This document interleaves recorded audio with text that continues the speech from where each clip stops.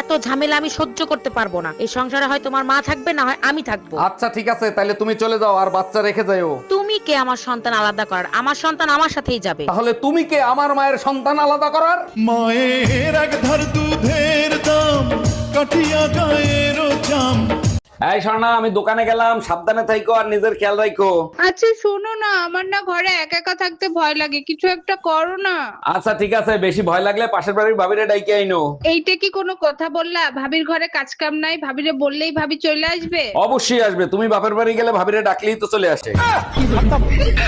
ভাবছি 2026 সালে আরেকটা বিয়ে করব। 90 মডেলের গাড়ি আর চালাইতে ভাল লাগে না।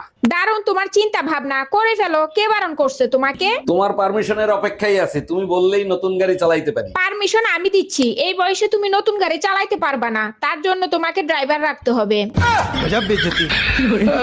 ডাক্তার, প্রস্রাব করতে গেলে প্রচন্ড ব্যথা করে, কি করি বলেন তো? দাঁড়ান, চেক করে দেখতেছি কি অবস্থা। সর্বনাশ, মেশিন খারাপ হয়ে গেছে। বলেন কি? আমি তো এখনো তো বিয়েই করি নাই। আরে আপনার মেশিন না, আমার চেক করা মেশিন। আরে ও দাদা, আপনার লুঙ্গির পেছনটা তো ছেঁড়া, জয় বাংলা দেখা যাচ্ছে। লুঙ্গিটা সামনের দিকে একটু ঘুরিয়ে পড়ুন। আচ্ছা দাদা, আপনাকে একটা কথা বলবো? হ্যাঁ বলেন। লুঙ্গির পেছন ছিঁড়া জয় বাংলা দেখা যাচ্ছে, সে তো আমি মানলাম। হ্যাঁ। ঠিক আছে, এবার পেছন ছিঁড়া লুঙ্গি সামনের দিকে ঘুরিয়ে পড়লে তোমার সোনার বাংলা দেখা যাবে। আমার তো কথা বেশি বুঝেন নাকি? একই ছোড়া।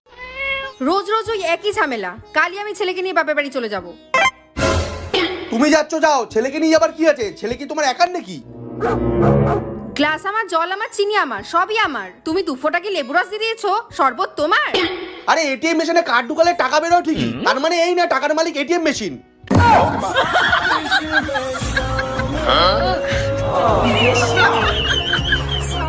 আমি যেটা বলবো তুমিও সেটাই বলবে, ঠিক আছে? ওকে ঠিক আছে, কি বলবে বলো। আমি তোমাকে অনেক ভালোবাসি। আমি তোমাকে অনেক ভালোবাসি। আমি তোমাকে পৃথিবীর সবচেয়ে বেশি ভালোবাসি। আমি তোমাকে পৃথিবীর সব থেকে বেশি ভালোবাসি।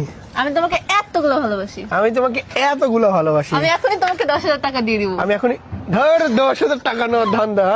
এই শোনো না, ভাত রান্না করছি, ভাত না পুড়ে গেছে, পোড়া গন্ধ বের হচ্ছে, আবার ভাত রান্না করি? কোনো দরকার নাই বেবি, তুমি তো জানো আমি পোড়া ভাত খুব ভালো খাই। বেশ কিছুদিন ধরে লক্ষ্য করতেছি, আমি কোনো অঘটন ঘটাইলে তুমি আমারে কিছু বলো না। কাহিনী কি বলো তো? কোনো কাহিনী নাই বেবি, শীত চলে আসছে তো তার জন্য।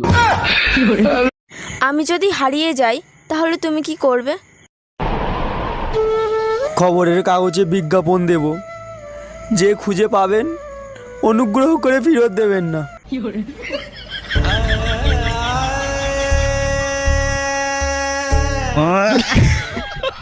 খবরদার, আমার ফ্যামিলির ভিতর ঢোকার চেষ্টাও করবেন না। আমি বউ ছেলে মেয়ে নিয়ে সুখে শান্তিতে আছি। এই ডাইনির বাচ্চা ডাইনি, আমার সংসার ভাঙতে চাস? আর যদি কোনোদিন এই ফোনে ফোন দেস, তোরে ফোনের ভিতর ঢুইকে পিটাবো। তোমারে নিয়ে আর পারি না, এত রাগ করার কি আছে? আমার সংসারের ক্ষতি করবে আর আমি ছাইরে দেব? কে ছিল এই ডাইনি? তোমার মা ছিল। আচ্ছা, আমি যখন জন্ম হয়েছি তখন তো তুমি হাঁটতে পারতো, তাই না? হ্যাঁ, বয়স অনুযায়ী তো আমি হাঁটতে পারতাম তখন। তাহলে তুমি আমার হাসপাতালে দেখতে আসো নাই কেন? অন্য মেয়ে নিয়ে ঘুরতেছিলা তখন, তাই না? জানতাম আমি তোমার ভালোবাসার মধ্যে ভেজাল আছে। আর তো ছোট ছিলাম। কিসের ছোট ছিলা? তুমি আমার দেখতে আসবে না?